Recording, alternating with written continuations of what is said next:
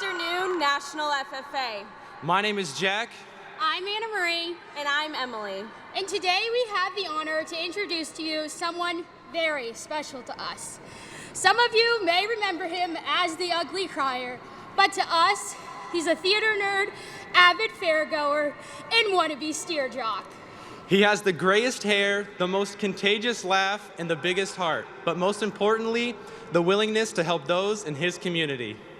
This year, he has become quite the scrapbooking king, spontaneous adventurer, and postcard sender. But through it all, he has stuck to his core, meeting members where they are. As his time in the Blue Jacket may be coming to an end, he will always be my big brother, our best friend, and your 97th National FFA Secretary, Mr. Grant Norfleet.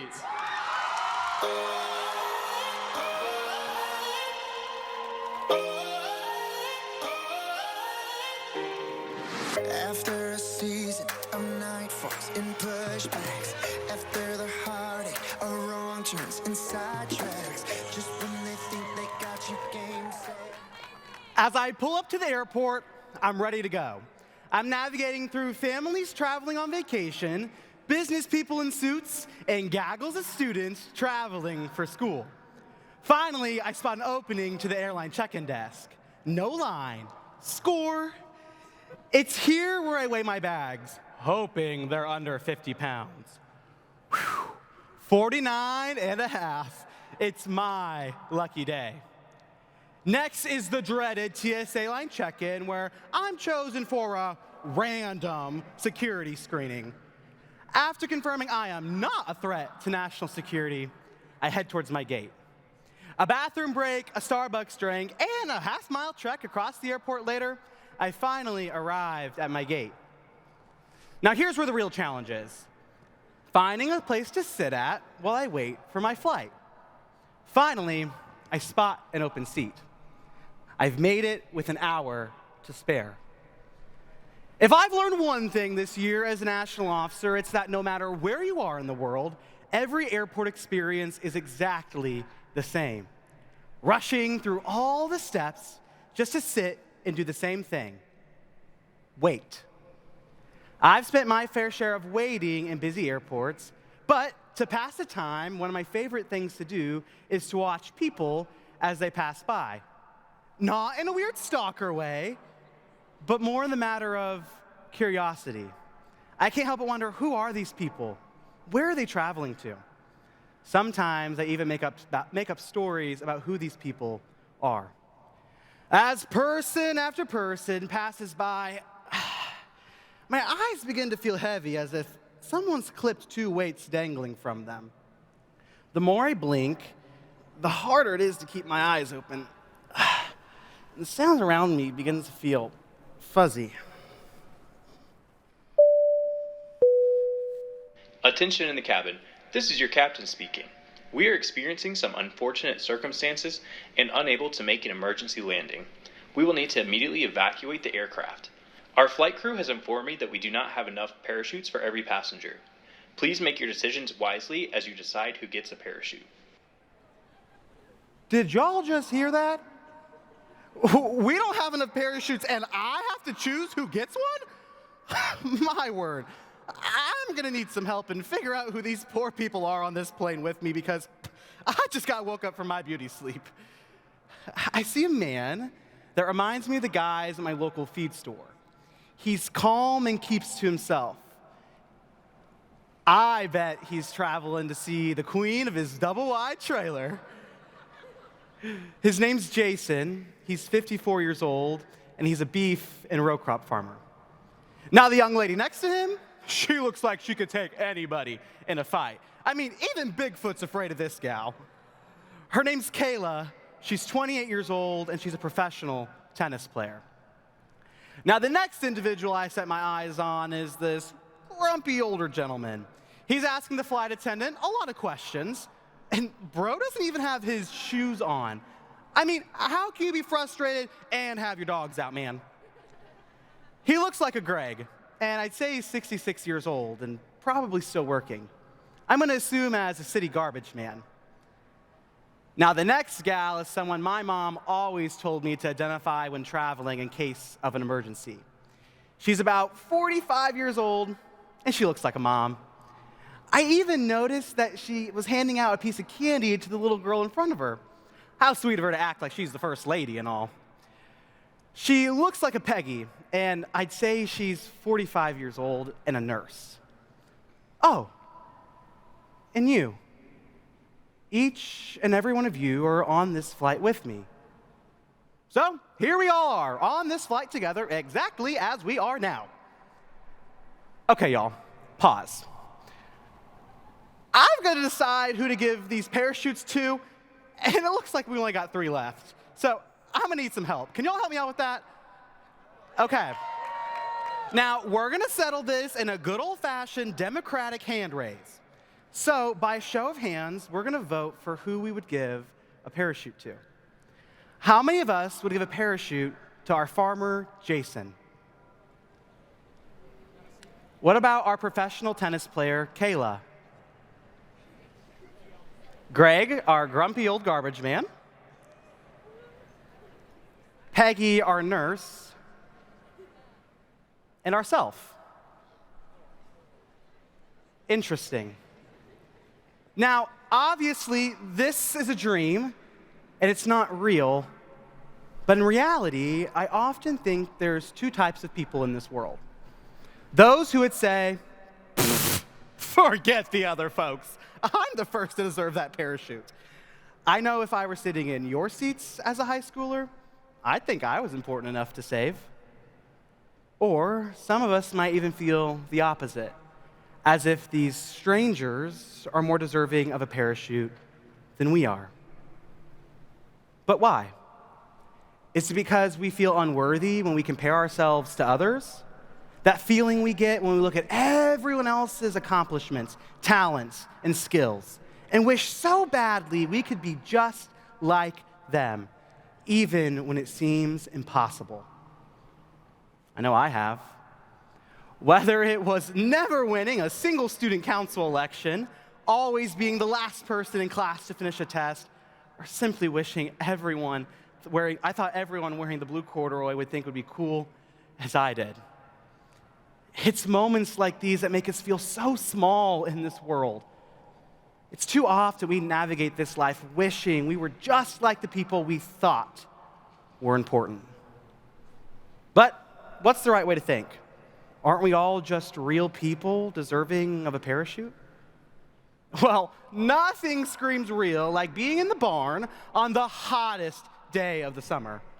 Well, let me correct that. The hottest day of the summer in the Midwest.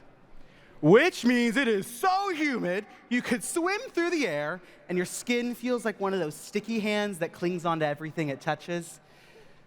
Gross. I'm doing what's common for the Norfleet boys at around 7 p.m., finishing up chores in the show barn.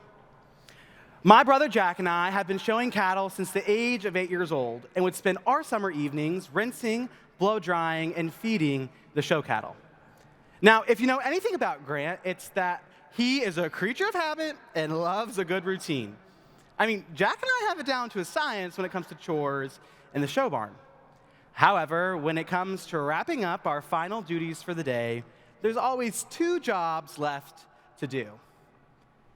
The feed scooper and the pooper scooper. I'm sure you can guess which job I prefer. Obviously, the feed scooper. I mean, scooping poop has to be one of the most disgusting jobs someone could ever have. You have to pick up after every animal in the show barn, no matter if it's a solids day or a liquids day, if you know what I mean. Not only are you picking up poop with a rusty old pitchfork, you are the lucky winner who gets to wheel a full wheelbarrow with a flat tire to the other side of the farm to dispose of the day's collections. Sounds like a prestigious job, right? Naturally, being the older brother, I always volunteered Jack to be the pooper scooper. On this particular fine summer evening, Dad happens to be joining us out in the show barn as we finish up our chores for the day. I begin scooping buckets, like I always do, and tell Jack to get started so we can be done for the evening. But he just sits there, stares at me. Now, Jack typically does his chores unprompted, so I asked him again to start cleaning pins so we could be done for the evening and I could start feeding. But he just sits there. At this point, I am fired up. I'm hot, I'm tired, I'm sweaty, and I'm ready to be done for the night. Jack, start cleaning pins so we don't have to be here all night. Jack fires back with the classic younger sibling victim card. Well, why do I always have to clean pins? You make me do all the dirty work you don't want to do. Well, he didn't really sound like that, but when he complains in the barn, that's what I think he sounds like. But at the end of the day, I am fired up. But what I don't realize is Jack is being very intentional in this moment. Because who else is joining us in the barn today? Grant! I freeze. I know my dad's yell better than anyone. My heart drops. You better pick up that pitchfork and get to cleaning. The barn feels still, as if the whole world stopped spinning.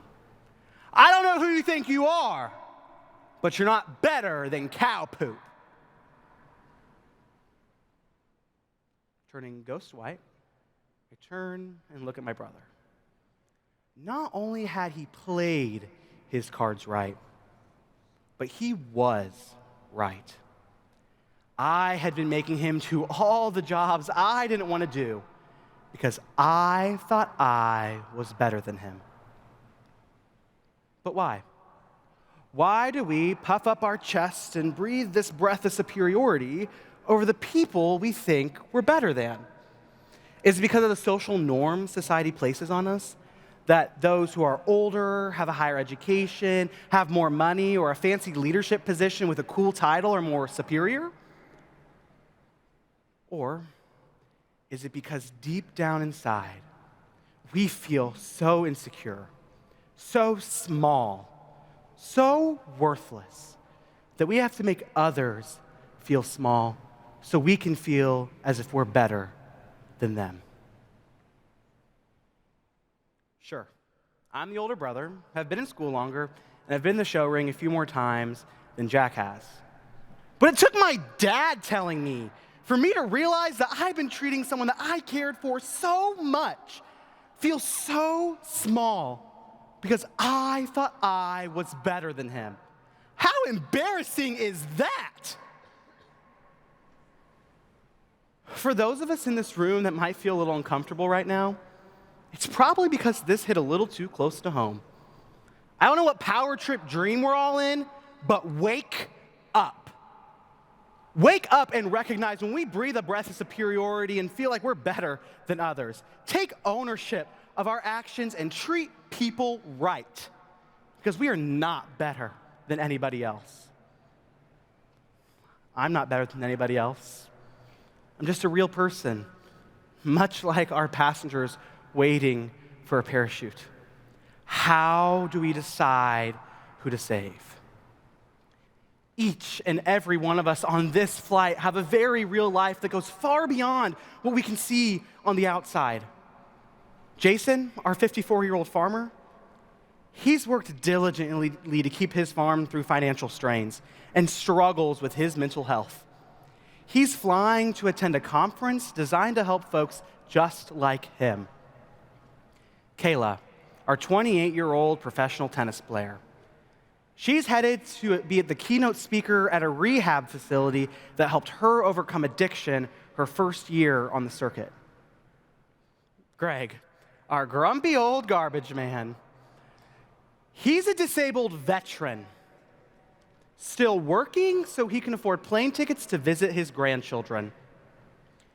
He's anxious and frustrated that he might miss the birth of his newest granddaughter. Peggy, our nurse. Well, former nurse, because she actually is flying across the country to move in with her sister after losing her job. She's afraid of what the future might hold for her. And you, and all the things that make up who you are. The seen and the unseen. The real you living your real life with your real feelings and your real experiences. The things we notice about people on the outside, their job, attitude, appearance, titles, often shape the way we perceive their status. But as we can see from our fellow plane passengers, we can never truly know who people are and what they're experiencing. It's too often that we make quick assumptions about others based on surface-level observations and quick interactions, ultimately to place ourselves in this hypothetical status hierarchy, whether we land at the top, the bottom, or somewhere in between. When we only see the surface, we lose sight of the fact that everyone deserves a parachute. We are all just real people with real lives, with real feelings and real experiences that go far beyond what we can see on the outside. Take a look around you. Look at everyone sitting next to you. We've all had shared experiences, and there's something we've all got in common. We've all farted and acted like it wasn't our fault. Look at the person next to you. I bet they're doing it right now. We've all tried to breathe a little quieter after walking up a flight of stairs so nobody thought we were out of breath. I know some of y'all are about to be huffing and puffing after we leave Lucas Oil here in a minute. Don't lie to me. We've all been to the grocery store, felt the feeling of excitement after making a new friend, cried, felt the feeling of being different, overcame a struggle. We've all felt lonely, we've all felt self-doubt, and we've all felt like we're the only one. But when we look around at each other, we have all had the same experiences, no matter who we are. And I'm no different. I can't help but wonder if when people say they've met me this year, they say I met the national officer or I met Grant. This year, I've worn a blank jacket that doesn't easily blend into a sea of chapter jackets. And every time I visited a state convention, I so badly wish I had the gold cutout of a state name that I could slap on my back so people would come up and treat me as Grant and not the national officer. So, let me introduce myself. My name is Grant. I'm 21 years old. I've peed in the pool, been sent to the principal's office, I've wrecked my car, and I don't board first class. It's been a joy serving you all this year. But I've also felt severe imposter syndrome, feeling as if I wasn't good enough. Have been so lonely I wouldn't eat because I was too afraid to sit in a restaurant alone. And I'm always anxious to be the brand new person in a room.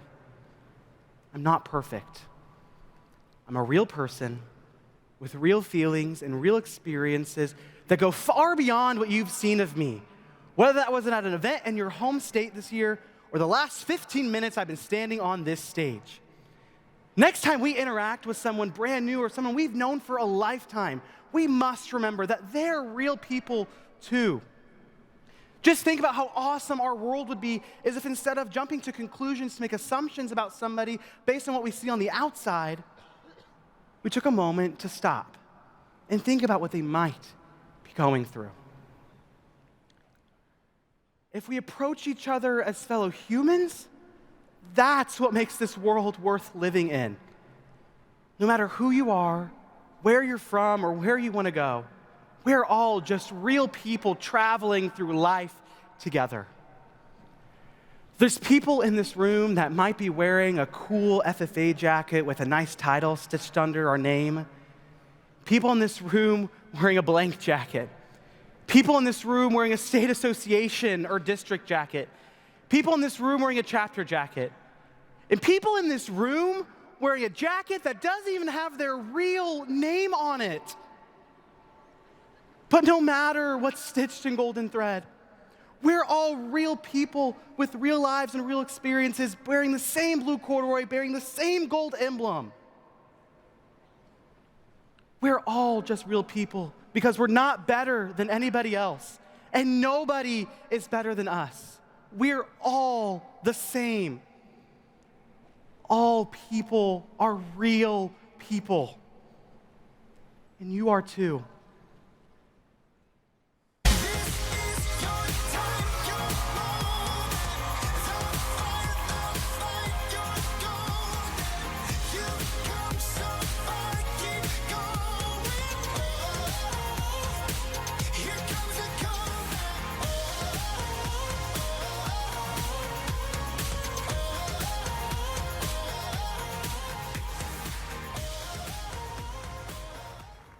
Grant, when you meet people, you see them for who they truly are, and you make sure they feel nothing but celebrated. Your witty remarks, genius ideas, and go-getter spirit were exactly what we needed this year. As the United States Postal Service's #1 customer, we can always expect something in the mail from you. Thank you for dreaming big and encouraging others to do the same. Side by side, or miles apart, we've been best friends right from the start. Better together. Carter, Canyon, Morgan, Amara, and Emily. FFA members and guests, your